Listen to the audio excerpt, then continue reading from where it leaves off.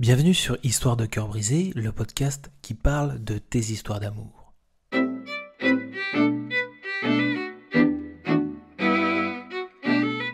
Dans ce podcast, c'est Clotilde qui nous raconte son histoire. Clotilde a vécu un coup de foudre à sens unique.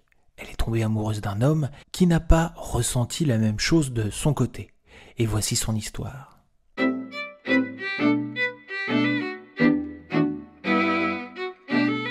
Hello, moi c'est Clotilde. Il y a de cela quelques mois, je suis tombée follement amoureuse d'un homme. Je tiens à préciser que je ne suis pas spécialement romantique ou fleur bleue.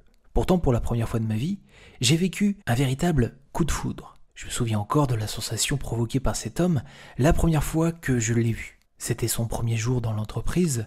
Un autre collègue l'accompagnait pour le présenter à l'ensemble des personnes présentes dans l'open space. Quand il est arrivé à mon bureau, j'ai croisé son regard et j'ai senti quelque chose d'inédit. Mon cœur s'est mis à battre très fort et je me suis senti complètement perdu. J'étais tellement déstabilisé que je peinais à m'exprimer correctement. On aurait dit que j'étais en train de faire un AVC. Cet homme, physiquement, si on est objectif, il n'a rien de spécial. Mais je ne sais pas, sa présence, son charisme naturel et les quelques mots qu'il a prononcés pour se présenter m'ont fait chavirer. Après cette première rencontre un peu embarrassante pour moi, j'ai commencé à le croiser chaque jour dans les couloirs de l'entreprise. Et chaque jour, mon cœur s'emballait de plus en plus. Il me fascinait et je fantasmais même une vie ensemble.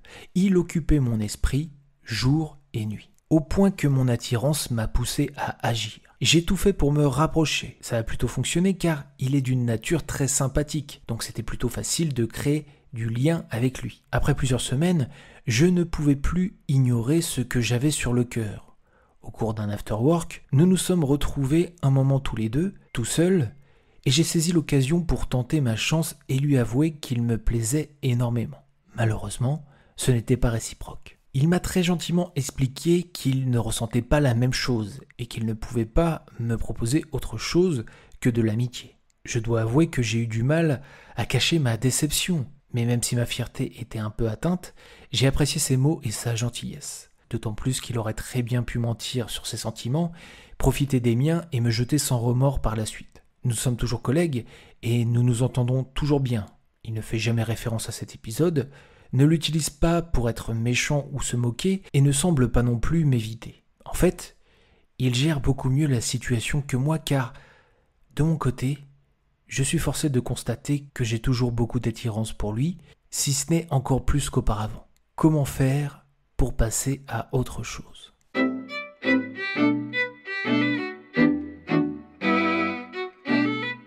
Bonjour Clotilde, merci pour ton témoignage. Déjà bravo pour avoir réussi à avouer ce que tu avais sur le cœur. C'est très difficile et ça demande beaucoup de courage. De plus est dans un environnement professionnel où les conséquences peuvent être nombreuses et surtout incontrôlables. Même si tu dois encore ressentir un peu de déception avec le recul, tu regarderas cette histoire de ta vie sentimentale avec beaucoup de fierté. Tu as eu le courage d'avouer ce que tu avais sur le cœur et de te livrer sur ce que tu ressentais. Cette attitude est l'attitude gagnante. Et si tu continues avec le même état d'esprit, je suis certain que tu trouveras bientôt l'amour. Concernant la réciprocité, c'est malheureusement le jeu de l'amour. On ne choisit pas de qui on va tomber amoureux ou amoureuse. De la même façon, on ne peut empêcher les gens de tomber amoureux ou amoureuses de nous. Dans ton histoire, tu as eu la chance de croiser quelqu'un de compréhensif et de mature sentimentalement.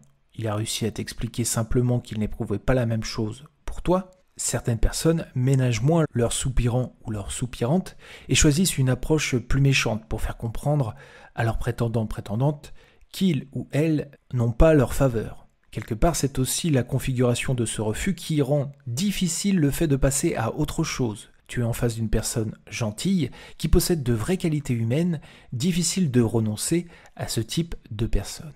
Mais pour ton bien, il va falloir y arriver. Et ce que tu peux faire, c'est tout simplement remettre un peu plus de distance avec cet homme. Tu t'étais rapproché de lui ces derniers temps, il serait bon de t'en éloigner un peu. Si jamais il le prend mal, explique-lui les raisons de cette prise de distance, que ce n'est pas contre lui, mais que c'est bien pour ton bien. D'après ton témoignage, je suis sûr qu'il comprendra parfaitement. Ensuite, il faut que tu réussisses à avancer de nouveau dans ta vie sentimentale. Il faut que tu redynamises celle-ci en cherchant à faire de nouvelles rencontres. Prendre ses distances d'un côté et plus s'investir dans ta vie sentimentale de l'autre, c'est ce qui te permettra de passer rapidement à autre chose. Enfin, à noter qu'ici, tu as vécu un coup de foudre. C'est incroyable et ça nous met dans une sensation vraiment inconnue, mais le coup de foudre doit être passager si il n'est pas réciproque. Le véritable amour, c'est aimer et être aimé.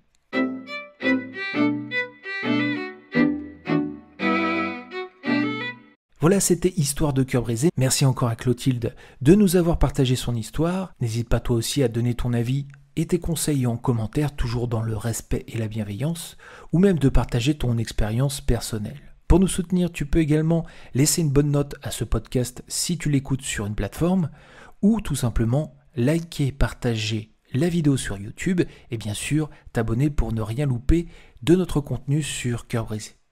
Moi je te dis à très bientôt pour une nouvelle histoire de Cœur Brisé.